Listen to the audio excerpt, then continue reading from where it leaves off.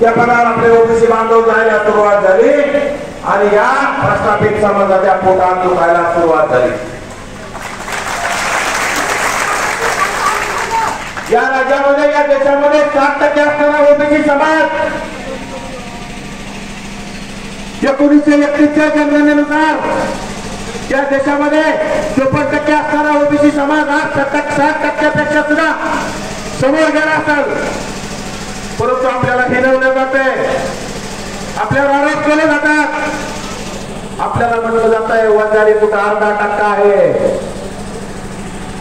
बाळू सराटे नावाचा माणूस स्वतःला विचारवंत म्हणून घेतो आणि विश्लेषक म्हणून घेतो आणि वंजारी समाजाला 0.5% असं संबोधतो. सूत्रसंचालन माळी समाज तर नाहीच म्हणतो या राज्यामध्ये, गिनतीत नाही. धनगर समाज सुद्धा 1-1% आहे म्हणतो. म्हणजे कुठंतरी आपल्याला जाणीवपूर्वक ललकारलं जात आहे. परंतु बांधवांनो, आता शांत बसायचा काळ राहिलेला नाही. या राज्यात सर्वच पक्षाचे मराठा नेते आपल्या विरोधात आहेत. आपल्या 27% असणाऱ्या आरक्षणाला आपल्या ती ताटातील भाकर हिसकावून घेण्यासाठी सगळ्यांनी जरांगे नावाच्या बादशाला ताकद देण्याचं काम केलं. त्याचा संविधानाचा अभ्यास नाही, त्याचा राजकारणाचा अभ्यास नाही, त्याचा समाजकारणाचा अभ्यास नाही, त्याचा मंडळ आयोगाचा सुद्धा अभ्यास नाही. उचलली लावली टाळाला दररोज वेगवेगळ्या मागण्या करतोय आणि हे जातीवादी राज्य सरकार त्याच्या मागण्या पूर्ण करण्यासाठी झुंजत आहे. अनेक आम्ही सुद्धा जालना जिल्ह्यामध्ये मोर्चे काढण्याचं काम केलं, राज्यामध्ये अनेक सहकार्यांनी मोर्चे काढण्याचं काम केलं. आमच्या अगोदर अनेक आपल्या ओबीसी बांधवांनी उपोषण करण्याचं सुद्धा काम केलं. परंतु तरी सुद्धा या राज्य सरकारचं आणि प्रशासनाचं आपल्याकडे दुर्लक्ष होतं. परंतु हे राज्य सरकार लवकरच या सगळ्या सोयऱ्यांचा गणेश काढण्याच्या तयारीत होता आणि हाती सरांचं आमचं ठरलं आता आपण काहीतरी केलं पाहिजे. आता करू या मुलांची लढाई आली आहे. जशात तसं उत्तर द्यायची पाळी आलेली आहे, जशात तसं उत्तर देण्याची वेळ आलेली आहे. त्यामुळे आता घाबरून चालणार नाही. वाघ म्हणलं तरी खातोय आणि वाघ्या म्हणलं तरी खाणारच आहे. परंतु आम्हाला आता कळलं जरांगे हा मांजर आहे, मांजर. एकनाथ शिंदेनी पाळलेलं मांजर. या राज्यातील सर्वच मराठा आमदार आणि खासदारांनी पाळलेलं मांजर आहे. त्याच्या खांद्यावर बंदूक ठेवून ओबीसीचं आरक्षण संपवण्याचा यांनी सर्वांनी घाट घातलेला आहे. माझी आपल्या ओबीसी समाज बांधवांना नम्र विनंती आहे, येणारा काळ आपला आहे. आपण कुणाच्या बापाला घाबरायचं नाही.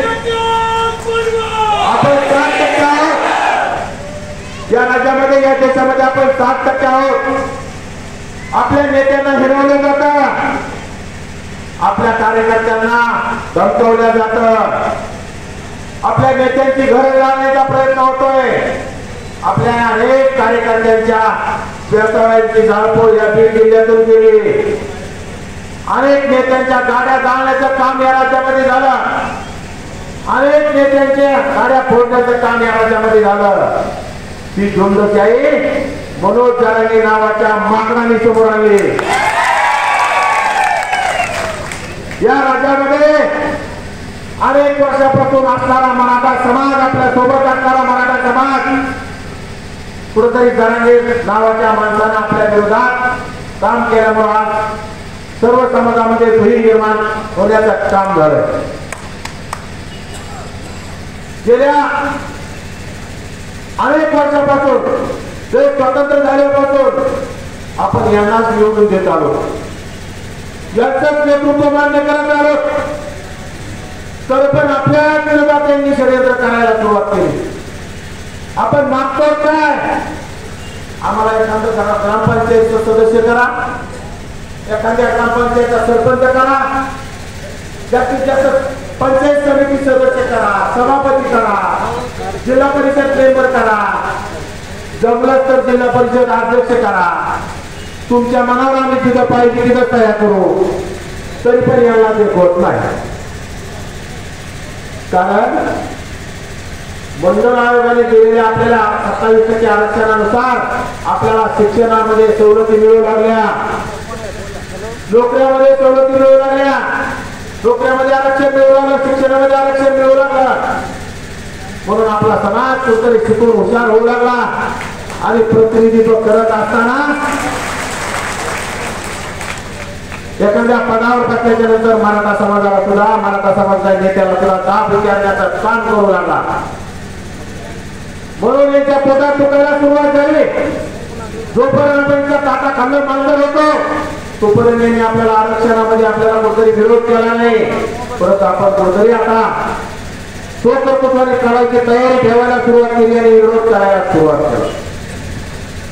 आपली मागणी काय आहे? 1931च्या जनगणनेनुसार 54% असणाऱ्या समाजाची मागणी काय? आपल्याला मिळालेलं 27% आरक्षण आमाजित राहिलं पाहिजे. आपल्या ताटामध्ये कोणाची घुसखोरी झाली नाही पाहिजे. आपल्या ताटामध्ये असणारी भाकर कोणी हिसकावून घेतली नाही पाहिजे. आपण कधी कोणाच्या आरक्षणाला विरोध केला नाही, कधी कोणाच्या जातीला विरोध केला नाही, कधी कोणाच्या नेत्याला विरोध केला नाही. त्यांनाच नेते आजपर्यंत मानत आलो. तरी पण इतका ओबीसी मध्ये घुसण्याचा अट्टहास का, ते आपल्याला कळायला पाहिजे. या राज्यात जरांगे नावाचं आंदोलन सुरू झालं, उपोषण सुरू झालं. त्या उपोषणाला या राज्यातील सर्वच मराठा आमदार, मराठा खासदार घराघर जाऊन भेटी देऊ लागले. आपापल्या मतदारसंघातून गाड्या पाठवण्याचं काम करू लागले, रसद देण्याचं काम करू लागले, रसद पुरवण्याचं काम करू लागले. त्यामुळे ते आंदोलन मोठं झालं आणि ओबीसीच्या पाठीत खंजीर घुसायला सुरुवात झाली. जरांगे काही इतका मोठा नाही, त्याला घाबरायची गरज नाही, कुणाचं दडपण घ्यायची गरज नाही. तो स्वतः घाबरत आहे. जोपर्यंत त्याच्या पाठीची समाजाचा जनाधार होता आणि सरकारचा आधार होता तोपर्यंत त्यांनी उपोषण केलं. आणि सरकारचा आधार आणि समाजाचा जनाधार संपला की 4 दिवसात तो पळून गेला.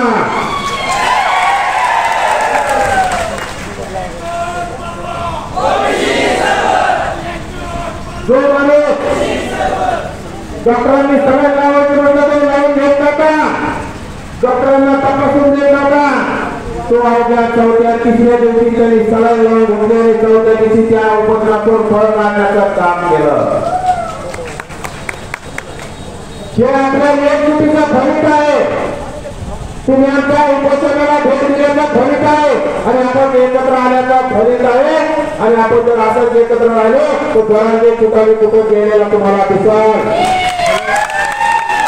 आणि हे जातीवादी राज्य सरकार सुद्धा तुम्हाला पुन्हा महाराष्ट्रात दिसणार नाही.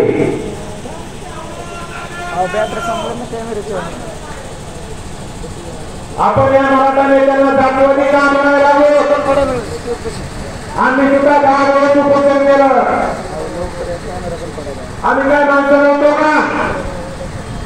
आम्ही याला मतदान केलं आजपर्यंत. माझा समाज 60% असणारा समाज यांना मतदान करायला आणि 14-15% असणाऱ्या मराठा समाजाच्या आंदोलनाला पाठिंबा देण्याचं काम, पाठिंब्याचे पत्र देण्याचं काम या राज्यातील सर्वच मराठा आमदारांनी खासदारांनी केलं. मग आपल्या ओबीसीच्या उपोषणाला, ओबीसीच्या आंदोलनाला यांनी का पाठिंबा दिला नाही? हे जर आपल्याला आपलं समजत नसतील तर आपण याला आपलं का समजायचं? आता आपलं कोण परतो कोण होण्याची वेळ आलेली बांधवांनो. खूप दिवस पोचले, खूप दिवस त्यांना डोक्यावर घेऊन नाचण्याचं काम आपल्या ओबीसी बांधवांनी केलंय. त्यामुळे आता झेंडाही आपला, दांडाही आपला आणि नेताही आपला.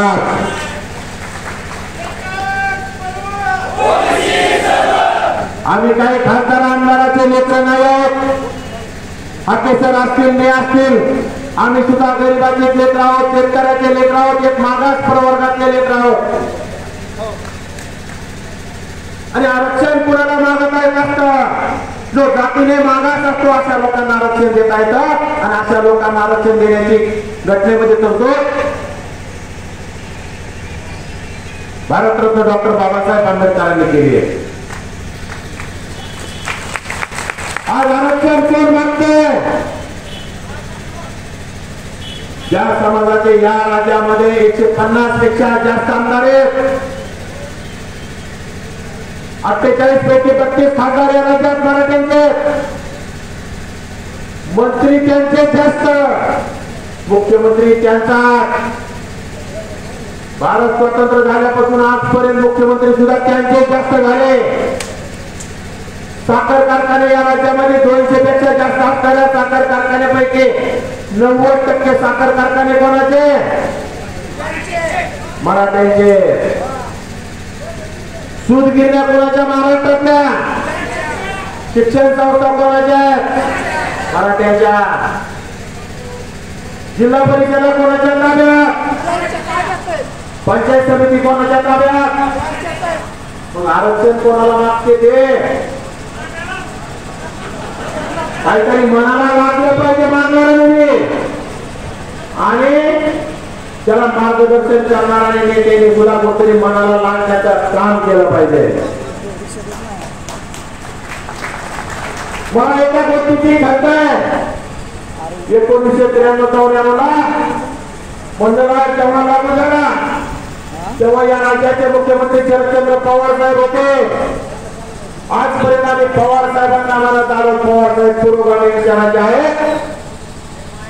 पवार साहेब 18 जातीला घेऊन जातात, पण तेच पवार साहेब आज आपल्या ओबीसीच्या आरक्षणाच्या भांडणामध्ये शब्द करायला तयार नाही. पवार साहेब बोला काहीतरी यावर, काहीतरी तोडगा करा.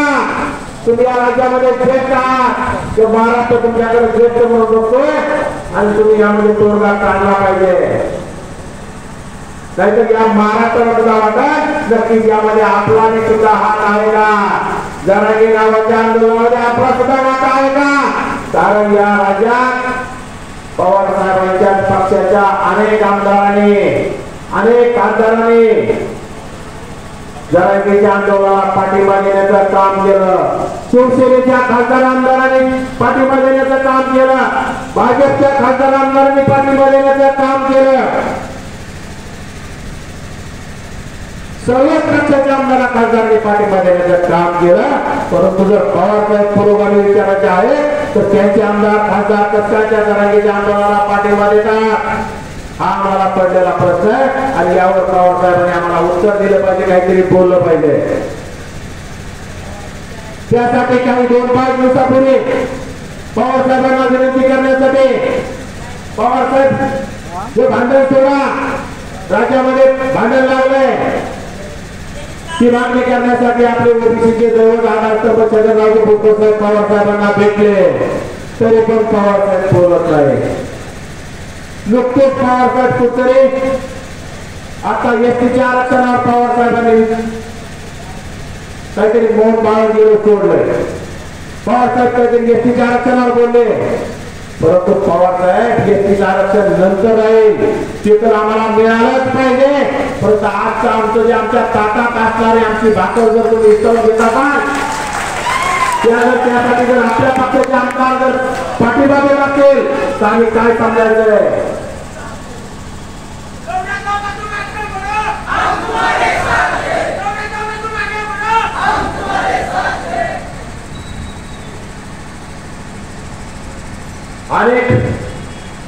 विषय आहेत। या राज्यामध्ये किती दिवसाचा अन्याय चालला, प्रत्येक गोष्टीला मराठ्यांच्या मागणीला यश मिळतं, आपल्या मागणीला सरकार दुर्लक्ष करण्याचं काम करतं। गेल्या 13 जूनला आम्ही हाकेसरांनी आम्ही उपोषणाला बसायचं ठरवलं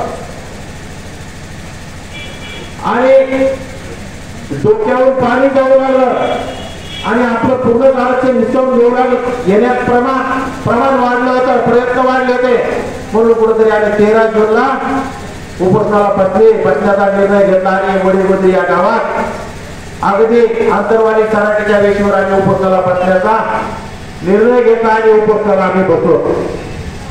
अगोदर कुठले समाज बांधवांची चर्चा नाही, कुणासोबत काय करायचं विचारलं नाही, काय होईल याच्या परिणामाची समाधान नाही, कारण ते अनेक उपोषण आपले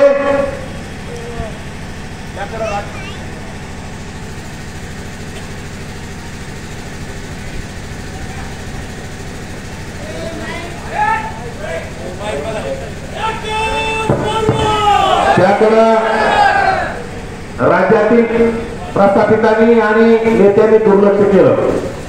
परंतु आपण 13 तारखेला उपोषण सुरू केलं, 13 जूनला उपोषण सुरू केलं, 2-3 दिवस असेच गेले की 1000-2000 लोक आम्हाला दिवसभरात भेटायचे।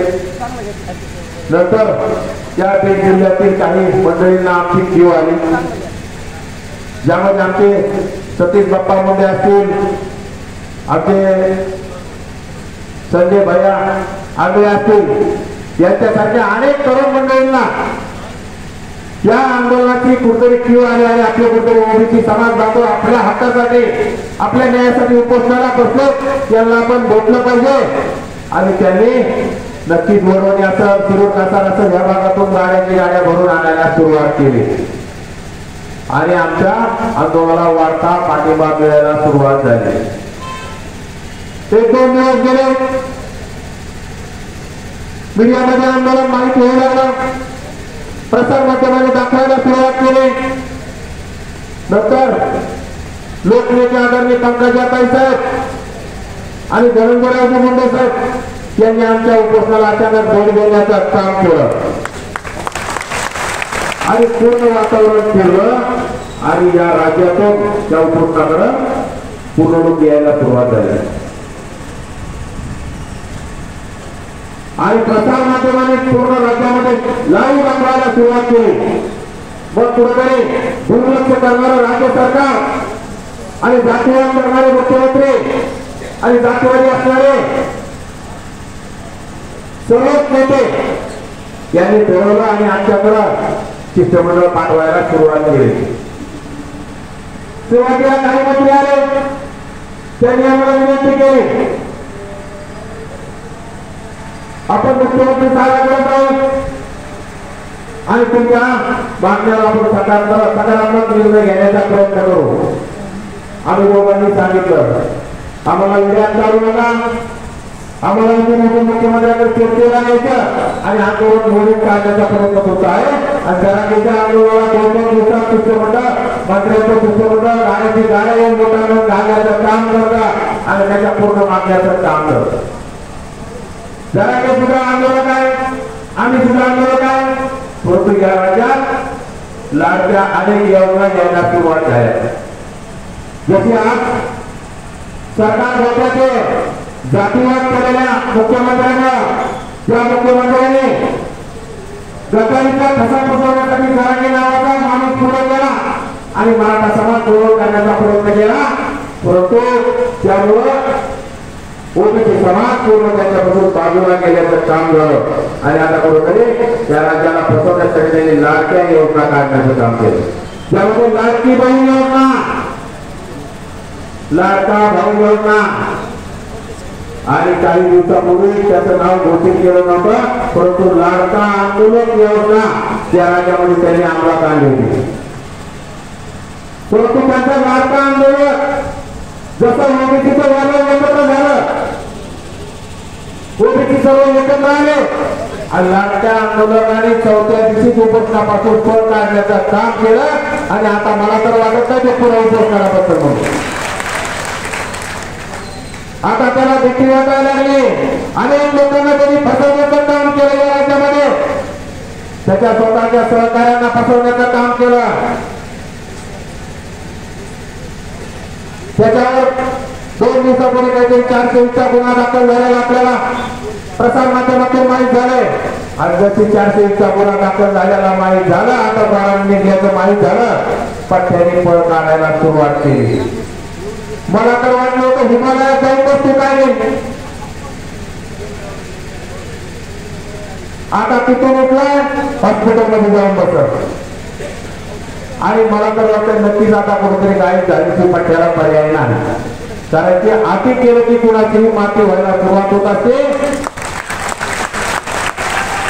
जो एका ताटात खाणारा समाज, 18 जातीचे समाज आणि मराठा समाजाला मोठा भाऊ मानणारा आपला ओबीसी समाज, परंतु मोठा समाज जर जरांगीमुळे जर लहान भावाच्या डोक्यावर पाय घ्यायला ना आणि या राज्यामध्ये वातावरण बिघडायचं काम केलं. आज राज्यामध्ये अनेक घटना घडतात.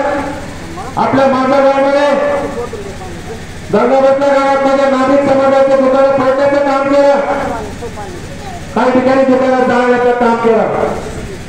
आज राज्यामध्ये जातीवादाचा आक्रमण आहे, आपण एकत्र राहिले पाहिजे. 2 दिवसापूर्वी मोठे भरती तालुका खुलताबाद जिल्हा संभाजीनगर या गावामध्ये सुतार समाजाचं स्मशानभूमीमध्ये पेट जाण्यासाठी या मराठा लोकांनी विरोध केला. जी स्मशानभूमी सर्व समाजासाठी ग्रामपंचायतला बांधलेली आहे, जी स्मशानभूमी 18 जातीसाठी बांधलेली आहे, त्या स्मशानभूमीमध्ये सुतार समाजाचा व्यक्ती वाढला आणि त्यांचं प्रेम जाण्यासाठी त्या मराठा समाजाने त्या गावामध्ये विरोध केला. चांगले का या राज्यामध्ये आपण फुले आंबेडकरांचा महाराष्ट्र म्हणतोय, या राज्यामध्ये ते जातीवादी नेते महाराष्ट्र पेटवायला निघाले. त्यामुळे आपला सर्वांना कळकळ विनंती, आपल्या माजलगाव तालुक्यामध्ये सुद्धा गळफोड झाली, मराठा आमदाराचाच घर झालं. परंतु मला वाटलं तुमचा मराठा आमदार धाडसी असेल, तो तर खूप घाबरत निघाला मराठा आमदार. स्वतःच घर जरांगीने जावं तरी पण जरांगीला जाऊन पाठिंबा द्यायचा आणि जरांगीची माफी पुन्हा त्यांनीच मागायची. म्हणजे असे नेते जर घाबरत स्वतः घाबरत असतील तर ते तुमचं काय रक्षण करणार आहेत, ओबीसी समाजाचं काय रक्षण करणार आहेत. त्यामुळे येणाऱ्या काळात कोणाला अशा घाबरत लोकांना प्रतिनिधित्व द्यायचं नाही. आपण सर्वांनी एकत्र यायचंय, सर्वांनी एकत्र लढा द्यायचा आहे. आपसातले भांडणं असतील ते बाजूला ठेवायचे, भांडण भावाभावात सुद्धा असते, परंतु आपल्या भावात एका 2 टक्का भावात जर भांडण असले, परंतु कारका जर आपल्या एका भावावर चालून आला तर 2 भाव एकत्र झाल्याशिवाय काम नाही. तसंच आपण या राज्यामध्ये 340 ते 400च्या आसपास असणाऱ्या जातीमध्ये असणारा ओबीसी समाज आपण सर्व आहोत. आता आपल्यावर शत्रू चालून आलेला आहे, आपल्यावर बाहेरचा पार्क आपल्यावर हल्ला करतोय आणि आपण आता आपल्यातलं भांडण विसरून एकत्र येण्याची गरज आहे. आणि त्यामुळे प्रत्येक तालुक्यामध्ये प्रत्येक जिल्ह्यामध्ये ज्या ज्या ठिकाणी आता ओबीसी आमदार करतात तिथे आमदार करण्याचं काम आपण केलं पाहिजे आणि आपली प्रतिनिधी समाजाचं काम केलं पाहिजे. कोणता व्हायचा मी सांगत नाही, तुम्ही सर्वांनी एकत्र ठरवलं पाहिजे. मी जबाबदारीला बोलतोय, तुम्ही सर्वांनी एकत्र ठरवा, चांगला माणूस सभागृहात पाठवण्याचं काम करा आणि तुमची भूमिका तो सभागृहात मांडेल. आज जर आपल्या ओबीसीचे आमदार जास्त असते तर नक्कीच आपल्या आरक्षणाला पाठिंबा देण्याचं काम केलं असतं आणि आपल्या आरक्षणाला संपन्न देण्याचं काम झालं नसतं. परंतु बाबांनो, आम्ही उपोषण 10 दिवस केलं, आपल्या बीड जिल्ह्यानं पाठिंबा दिला, राज्यानं पाठिंबा दिला आणि नक्कीच राज्य सरकारला धोका लागला आणि कुठेतरी आपल्या मागण्या आम्ही यामध्ये विचार करू. सगळ्या सर्वांचा विचार करता येणार नाही आणि करणार नाही आहोत असं आम्हाला सांगण्याचं काम आपले नेते आमदार जगन्नाथ भुजबळ साहेब यांच्या माध्यमातून सांगण्याचं काम यांनी केलं. 57% आरक्षणामध्ये झालेली घुसखोरी 73 लाख ते 57 लाख बोगस कुणबी प्रमाणपत्र मार्फत जी घुसखोरी झालेली ते प्रमाणपत्र सुद्धा रद्द करण्यासाठी बोगस प्रमाणपत्र रद्द करण्यासाठी श्वेतपत्रिका काढू आणि आम्ही ते पूर्ण रद्द करू असं सुद्धा आश्वासन आम्हाला राज्य सरकारने दिले. परंतु राज्य सरकारवर आपला विश्वास नाही. त्यामुळे हा लढा आपला इथं संपलेला नाही. त्यांनी जर आपल्या पाठीत ठोके उपसण्याचं काम केलं, आपल्या मागणीकडे दुर्लक्ष करण्याचं काम केलं तर हा लढा पुन्हा सुरू करावा लागेल. आणि त्यामुळे आपण हा ओबीसी आरक्षण बचाव जन आक्रोश यात्रा राज्यभर काढण्याचा प्रयत्न सुरू केलाय आणि निर्णय घेतलेला आहे. त्यातूनच आज आपल्या मांजरगावमध्ये आम्ही आलो, आम्ही बोललो, आपलं मार्गदर्शन केलं, आमचं मनोबल व्यक्त केलं. आपण सर्वांनी आपण सर्व माझ्यापेक्षा श्रेष्ठ आहात तरी पण माझ्यासारख्या लहान गरीब घरातील शेतकऱ्यांच्या मुलांचं आपण भाषण ऐकलं, मनोबल ऐकलं. आपल्या सर्वांचे मी आभार व्यक्त करतो आणि बीड जिल्ह्याचे विशेषतः आमच्या आंदोलनाला पाठिंबा दिला महाराष्ट्रासह बीड जिल्ह्याचे विशेषतः आभार मानतो आणि इथे आलेल्या सर्व ओबीसी समाज बांधवांचे माझ्या माता भगिनींचे आभार मानतो आणि माझं आंदोलन वाचन थांबवतो. जय महाराष्ट्र, जय. धन्यवाद. आपण आम्हाला खूप चांगलं मार्गदर्शन केलेलं आहे. या ठिकाणी आपल्या दोन्ही ओबीसी ठाणे भागाचा सत्कार करण्यासाठी वंचित बहुजन आघाडीचे माळेगावच्या शाखेच्या वतीने या ठिकाणी सत्कार होणार आहे. तर मी त्या पदाधिकाऱ्यांना विनंती करतो वंचित बहुजन साहेबांचा दोन्ही साहेबांचा सत्कार करावा. सगळ्यांनी जोरदार